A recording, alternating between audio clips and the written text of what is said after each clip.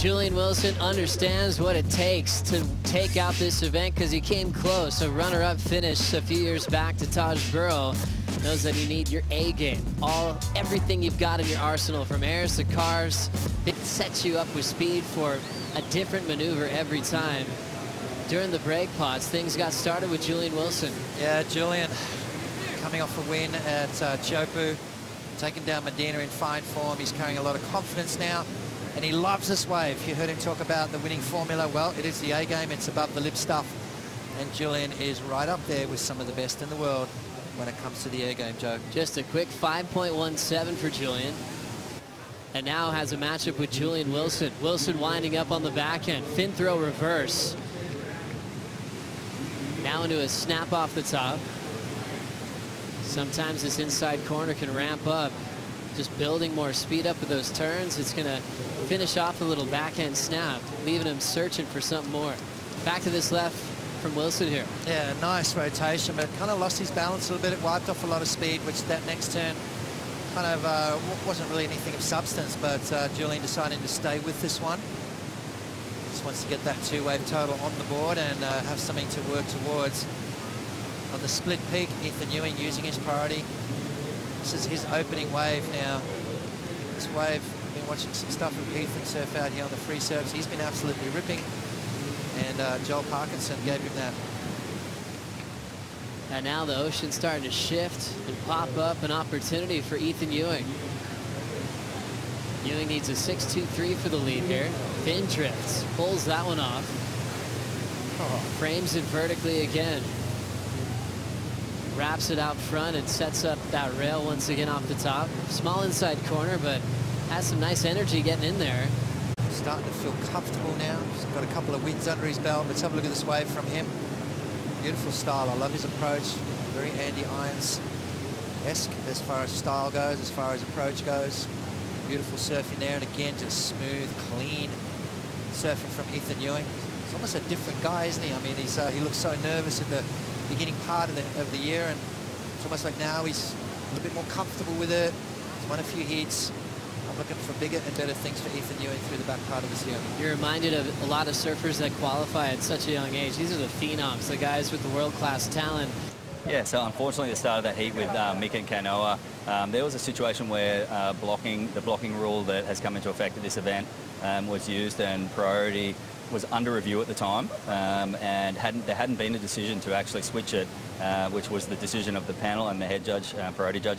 Unfortunately, time passed and Kanoa took off on a wave in that period of time, and that wave proved to be an incredible wave, a great score. That heat played out entirely differently to how it would have otherwise, and so, you know, following a review at the end of the heat, we're going to resurf it. We'll resurf that heat at the end of today. So. With 16:45 to go in this one, looks like Wilson wants to get into a lowers left. Big blowtail reverse. Had a big rotation, didn't even spend too much time spinning it around, and already belting it shut. Let's have a look at this first turn, deep bottom turn, throws that board around. How quick was that spin? Amazing ability to hang onto that as well, and Julian Wilson finishes beautifully.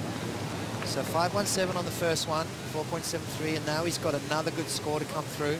But he's giving it his all in his final strike around the world. Back into this one. Speed float from Wilson, puts him out front for the big power wrap. Jams it off the lip again. Clean foam climb. Nice and vertical again to shut this one down. Had the 8.67 with that backhand full spin. Ethan Ewing, very, very similar approach. Watch the smooth, low bottom turn and springs into action. So both guys very similar, Joe. Now heading through the inside track. Little jam there as he hunts down the line. Wrapping cut back for Ewing, and he'll just try to carve this inside corner.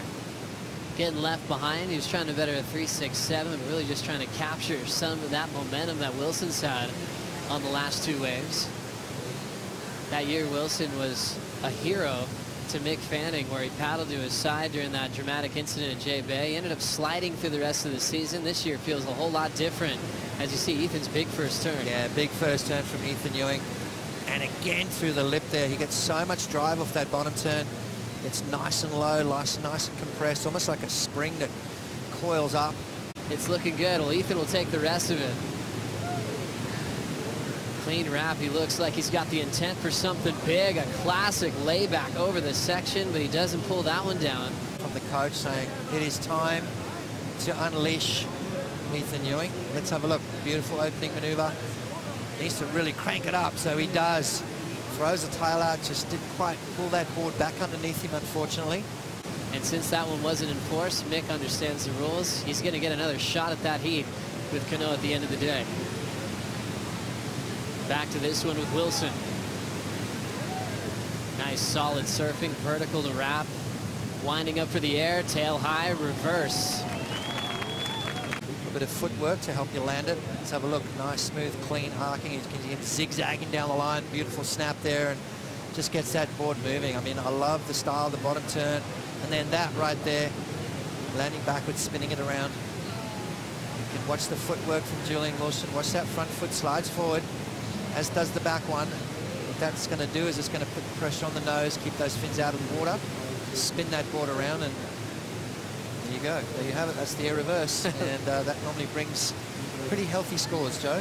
Was upset with that score, and he was hard on himself, and maybe he's going to try to channel some of that aggression for this next tee. Ewing now heading north towards uppers on this little left-hand runner, blasting the fins free, and he'll be hung up. Headspace on his strategy. I like that. Wilson up now. Free to move. Fin blow into a reverse. Right into a snap. Here comes another rampy section. He'll chuck the fins towards the beach. He's got some room to mess around since he's got such a solid total out front. So it's going to be tough to beat, though, let me tell you. He's coming up next. Julian. He's got that move down, hasn't he? Just that spin as well. How quick the board rotates. Got to be so on it. Got to have that cat-like balance. Pull those kind of maneuvers off. Sometimes when you get those constant finals from the same guy that wants to beat you so bad, you can't wait for those to happen again. Ewing now is just going to enjoy this left. Got past Parco in round 2. So 2 straight events where he's had heat wins from Tahiti and now to lowers. And we're expecting even more from him coming into France, Portugal, and Pipeline. He's one of the most anticipated rookies to come on the top 34 in a long time. He's a class act and learning the system quickly as he will prepare for the European leg of the season. Julian Wilson in form into round 4, which is coming up next. De Souza takes on Sebastian Zietz and Jadson Andre. We'll bring in Ronnie Blakey and Peter Mel for the call.